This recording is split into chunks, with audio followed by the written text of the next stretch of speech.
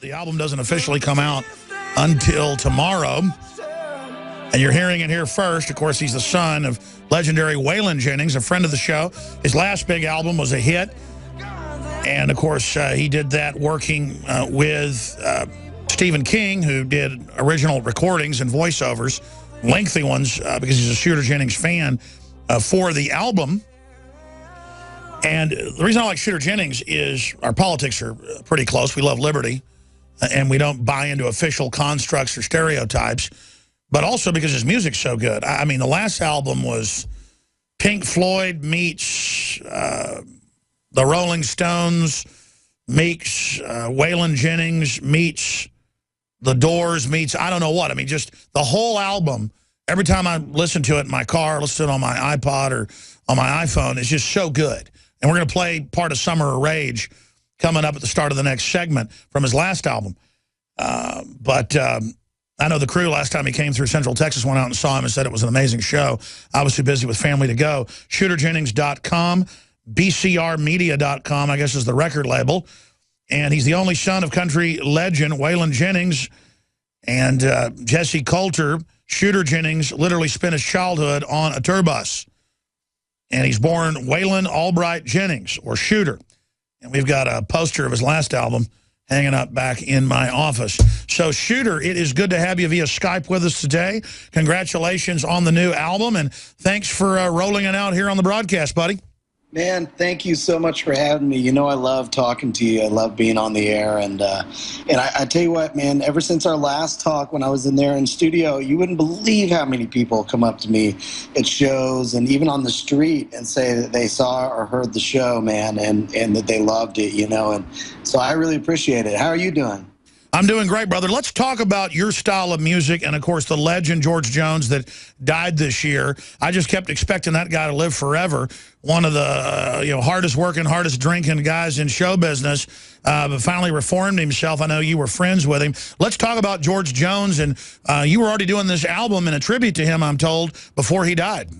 Well, what actually happened is that I didn't start the tribute until after he died. But what had happened is about in 2012, I got an email from a guy who said he was producing George Jones's final record and wondered if I had any music for it. So I don't usually like stockpile songs, so I kind of wrote two of them, one of which I co-wrote with a dear friend of mine, and I sent it to this guy.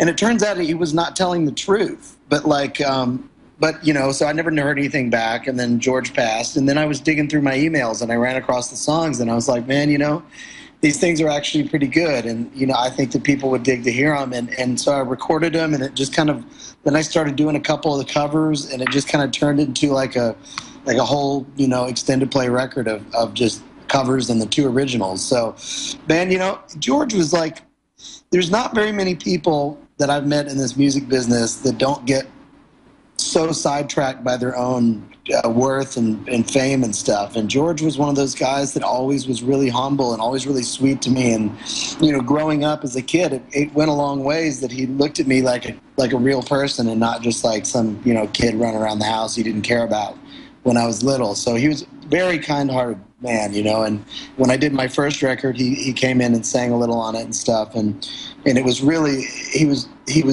when I asked him to do it, he just said yes and did it and came, and it was just so awesome. And I don't know, he was just such a good person, man. And that's not only that, he was the greatest country singer of all time, if not the greatest singer of all time. Well, let's talk about George Jones, because I grew up, some of my earliest memories, 2, 3, 4 years old. My mom would listen to rock and roll. So would my dad, Beatles, all that stuff. But we would listen to country music. And, of course, we would listen to all the classic stuff like George Jones, but then also outlaw stuff that was just getting big in the mid-'70s with your dad, of course, people like his good friend Willie Nelson. So, I mean, let's talk about George Jones and you as a child through a child's eyes on tour, but at his house, your dad being friends with him, I guess, who the real George Jones was. Man, I knew, it's funny because as a kid, I didn't really witness any of the, some of his battles so much. I mean, maybe if I did, I don't remember. I just remember him being around a lot, him and Tony Joe White. Willie lived in Texas and a lot of those guys. But so as far as like the Nashville kind of side of things where I grew up, George was around a lot. And you're around, like you have your dad's friends, you know. To a little kid, it's about the same. But as you start getting older and start realizing who George Jones is and the importance of him and how talented he is. And then when you finally in your life get your heart broken by some mean old woman for the first time and you actually understand these drinking songs. Exactly. You know what I mean? Like when it finally hits you, you're like, good God, like listen to that voice and those songs. I mean, it's just so powerful. So like by the time that I was getting older and I kind of got a chance to be around him again, it was like I was starstruck, you know, even though I'd been around him my whole life. But he was always one of those guys, man. It's like he would, like there was I mean, I can give you a bunch of examples, but there's been times that I'd seen him out and he was performing that night, and like him and his wife Nancy would welcome me on his bus and he'd give me a big hug and they just ask how I was doing and want to talk and stuff, you know, and all I'm sitting there doing is being like, man, I can't believe I didn't know for the first 18 years of my life that you were this guy. You know what I mean? So, I mean, it's one of those things where I was just so proud of the fact that I was able to call him a friend later in life, and he was just such a kind-hearted person that doing a tribute to him came very easily to me, you know. How did he get the nickname Old Possum? Because he got a reputation of not showing up. You know, they call him No Show Jones, and so he was playing possum. There were a lot of gigs in the 70s and 80s and stuff where he wouldn't show up at the gigs, so he got the nickname. Yeah, that's what I'd heard, but sometimes, you know, you hear it secondhand. Just like I'd heard secondhand, you know, why you did this record, and it was pretty close, but not exactly accurate. But you know, I guess in later years, he got better about showing up, but I guess he liked to get hammered sometimes. Oh, yeah. I mean, he had you know, he had a lot of demons to battle there, and he won, and that's so hard because, you know, it's one thing when you're doing things that are, you know, you're a crooked guy or something and you're hurting other people and stuff like that. It's one kind of a character attribute, and with a guy like George, you know, he was only hurting himself with that, and I think that was kind of the ultimate battle for him. But man, I mean, if you ever heard that song, the Choices off the Cold Hard Truth, man, what a great song. I remember in the 90s when that came out, hearing that was when I really first started falling in love with country music, and I heard that Choices, and it was so heavy. So even though your dad was, you know, one of the country music legends and is Waylon Jennings, you didn't really start falling in love with it till you tuned into the really deep stuff from George Jones.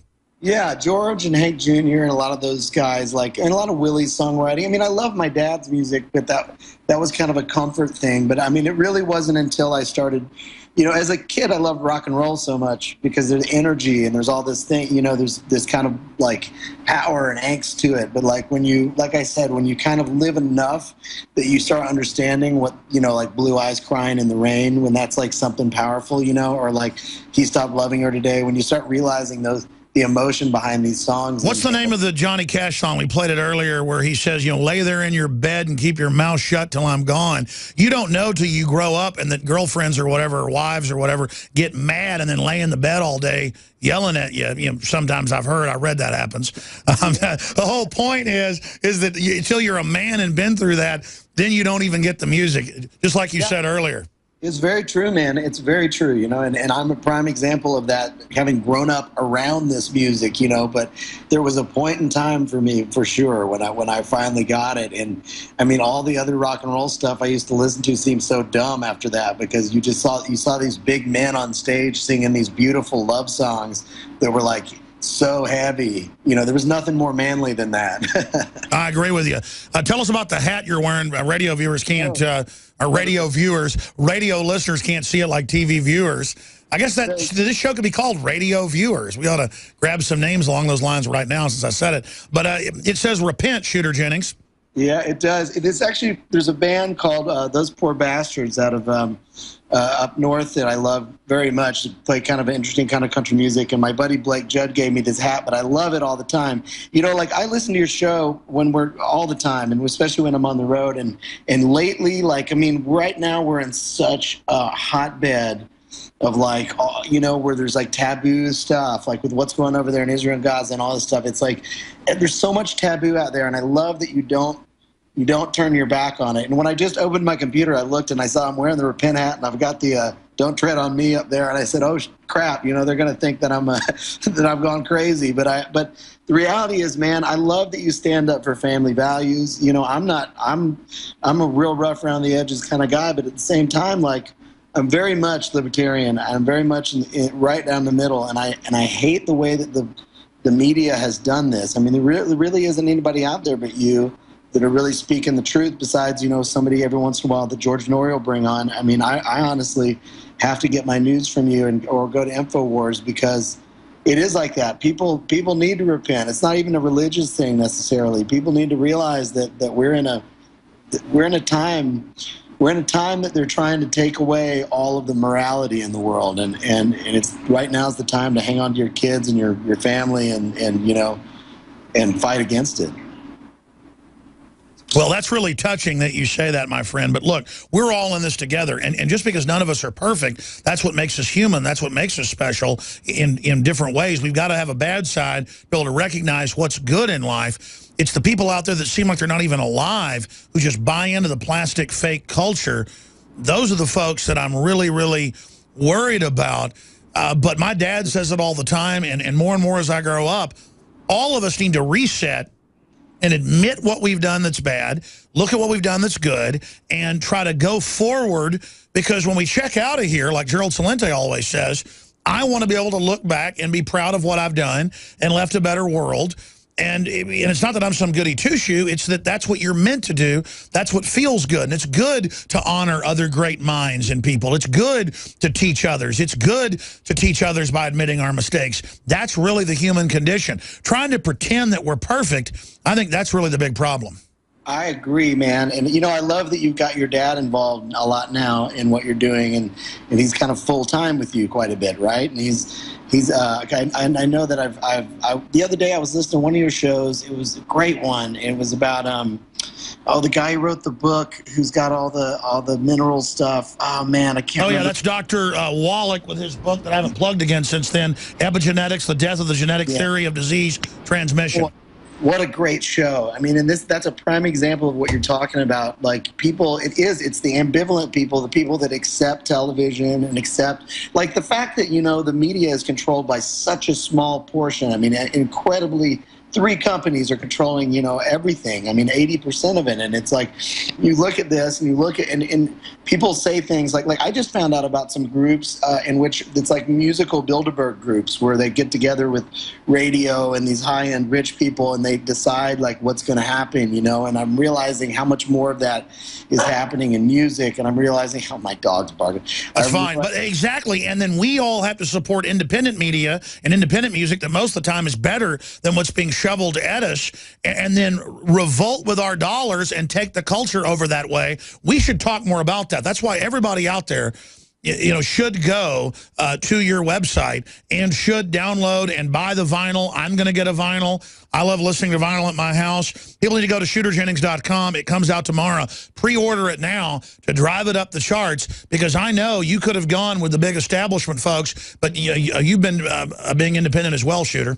Yeah, man, we've got our label, Black Country Rock. We've got it in full motion. We're going to send you a package of vinyls for you and all the guys in the office. But we've been working really hard and really we got our own warehouse, and we're pressing, and we have all this stuff going on. So we're really I'm producing a lot of other artists, trying to bring the independents out there and give people hope that there is really, you can make good music and get heard, because it's hard right now with the corporates, man, and the way they get you on the internet. I mean, they came in and they got their place on the internet musically, and now everybody has to pay like 50% for nothing to everybody just because iTunes got in there first. I mean, iTunes has done really great things, but at the same time, we need to find a decentralized music system, I do think. Well, they told us with Obama deception, we submitted it 3 times, and we had to pay each time, and they just said, you know what, we're not going to accept it. God. Even though it's been seen like 50-something million times for free on, you know, Google's platforms. They approached us, a subgroup, and I said, I've been refused a lot of stuff, you know, by the Apple people before. And they said, oh, no, it'll be fine. But then higher-ups basically nixed it and said no. That's an example how they don't just take half of what you make. They can then start coming in and censoring you. And it's really a disgusting thing. It is true, man. I mean, Apple just went through hell over the Bitcoin thing because they tried to can it and censor it completely, and people went crazy, and now they've had to open it back up. And it goes to show when people stand up in a community, though, eventually it's not going to, it'll never work. History and cartoons and comic books and everything, it always spells it out. There's always that bad guy who's like talking bad about you and you're trying to pin all the points about the things you're doing wrong. But everybody knows he's bad. Everybody knows these guys are out here are bad, and they can't topple the people. Good always does prevail. It does. Sometimes it's hell before you get there. And I want to come back and ask you where you think the world is going in the 6-minute segment we'll have left with Shooter Jennings. And next time you come through Central Texas, buddy, to see Willie, you need to come on into the studio, my friend. Anytime, man. I bet I will. The InfoWars crew absolutely loves coffee because we love being awake. And I am somewhat of a connoisseur of coffee. So many times you go to a restaurant or even to a coffee shop and the coffee tastes like garbage. And in all the different coffees I've tried, my favorite is grown in the high mountains, in shade, Arabica, on the border with Guatemala in southern Mexico by the Chiapas farmers. I make sure we've done the research. I make sure it's the very best product that we can offer you when I put my name on it. And I believe, and it's my taste, so you may differ, that this is the best coffee in the world from southern Mexico. Wake Up America Patriot Blend, 100% organic, Arabica shade grown. And then we have the Immune Support, 100% organic coffee, infused with a special type of mushroom known to boost the immunity. This coffee is seriously so smooth. I normally have to douse my coffee with cream and sugar and cinnamon and all kinds of tasty treats, but I drink this black. It is so good. Well, that's why I like it, is that it has a kick, it has really good caffeine in it, it has a good clean wake up that lasts for a long time, doesn't give me a headache, but it's so smooth, it's so delicious. Just try it out for yourself. I'm telling you, this is my favorite coffee. We went through a lot of trouble to bring you this. Just try it, and I think you'll be hooked like we are here at InfoWars. Well, folks, find out for yourself and support the information war today. It's all available at InfoWarsLife.com or by calling toll-free 888-253-3139.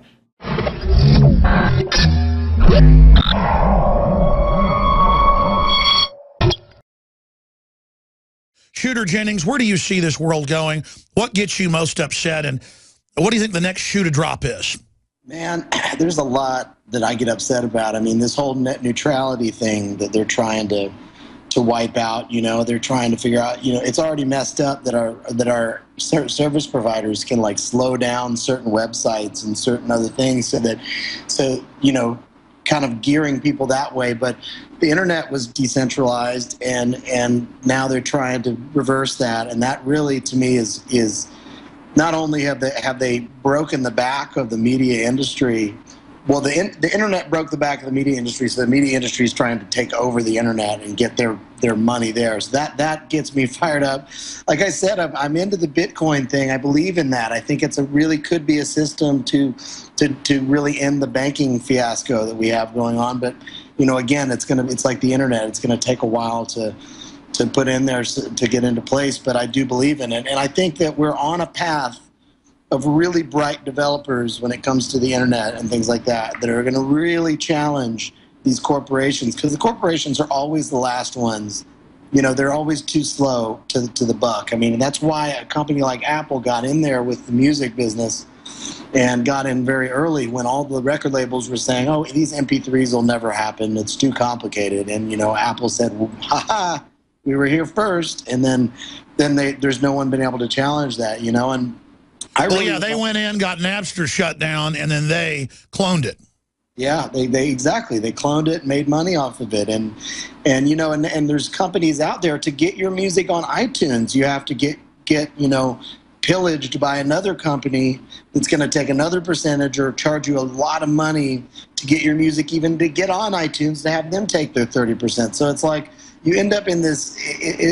The music business thing is the most important thing to me right now. There's a thing called the Content Creators Coalition that I was lucky enough to become a board member on, and it's a lot of great artists from Tom Waits to Roseanne Cash to the guy, guys from all kinds of rock bands and country bands and jazz bands. Anyway, just people kind of standing up. They're trying to fight a lot of the royalties things that are going on with like Spotify, which are just ridiculous. But for me, like I'm trying to work. Being a computer geek, I'm trying to work with some people to try and figure out a solution based on this brilliant model of what the Bitcoin blockchain is. I'll tell you what, do 5 more minutes with us, and I promise callers when Shooter goes, I'm going to go to Paul, I'm going to go to Jared, I'm going to go to Will, I'm going to go to Alex and Steve. We'll get to all of you. ShooterJennings.com. His new album, which is amazing. I've only heard part of it, on vinyl and for download, comes out tomorrow. He's got some of the songs up there free right now on the website, ShooterJennings.com. We're going to tweet that out in a few minutes on Real Alex Jones as well on Twitter. But Shooter, in the 5 minutes we've got left, you were getting into Bitcoin. I've never been against Bitcoin. I just underestimated the power of the people to defeat all the government attacks and propaganda. And so now it's such a protest movement that even though they've driven it down a few times, it keeps going back up. That obviously, I guess, if the mainstream's been forced to use it, that InfoWarsStore.com will start using it. We're just going with the most standard, safe way to use it. That'll be in the next week or two, but very exciting. Yeah, BitPay and Coinbase both offer a really cool way to do it. We accept them through our store, on our label, our little label and stuff. But what it is, man, is it's like the guys who created it, that you can embed a message in a transaction. And the first transaction that was ever made said, it was the headline of the Washington Post, I think, and it said, "Big banks approve second," or it said, "Government approves second bailout for big banks," and it was like a reaction to the corruption that was happening at that time, right around 2009, and I think it's grown now into something that's like a bacteria, and people can't fight it.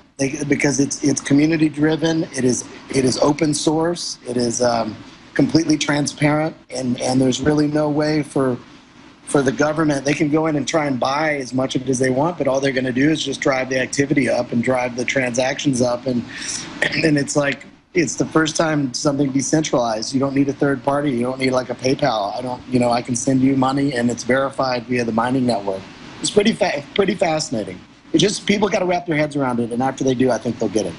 Sure, and I was able to wrap my head around it. That's how the globalists have gotten all the power. They control the fiat currency, but only they control it. This cryptocurrency, the idea is beautiful.